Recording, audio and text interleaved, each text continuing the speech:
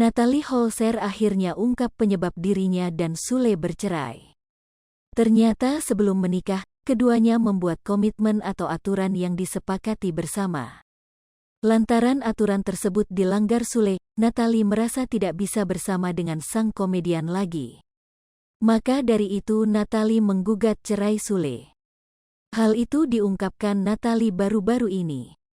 Ada sesuatu yang emang kita buat janji dari awal, kalau kamu begini kamu begitu kita sudah pisah atau cerai, kata Natalie Holzer dikutip dari YouTube Pantengin TV, Jumat, tanggal 23 Desember tahun 2022. Gak bisa, bersama lagi, sambungnya. Natalie Holzer tak menjelaskan hal apa yang dilanggar oleh Sule sehingga membuat keduanya tak bisa bersama. Sebelumnya, banyak yang menduga perceraian Natalie dan Sule disebabkan oleh Putri Delina. Hingga Putri Delina dihujat habis-habisan selama beberapa waktu. Namun Natalie dan Sule sempat membantah kalau bukan pudel yang menyebabkan keduanya memutuskan bercerai. Belum genap setengah tahun Natalie Holzer bercerai dengan Sule, tapi kini dirinya sudah dilamar oleh mantan kekasihnya, Faris. Tepat di ulang tahun Faris yang ke-30 tahun, Faris resmi melamar Bunda Baby Atzam ini.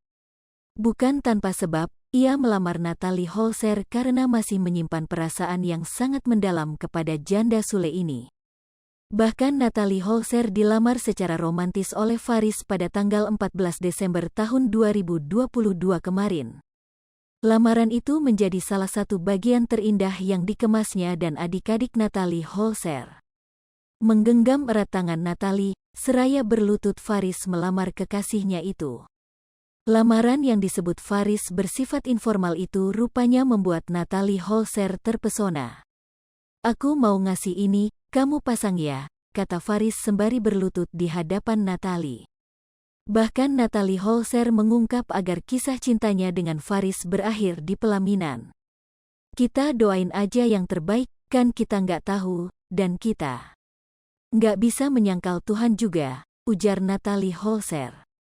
Natalie mengaku harus segera move on dari mantan suaminya, Sule.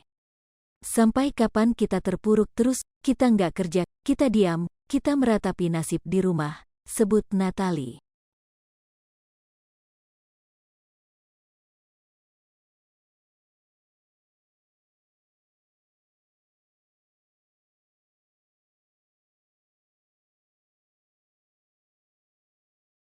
Hai pemirsa Sri Popo TV, jangan lupa komen, like, dan subscribe, serta tonton terus berita-berita terupdate lainnya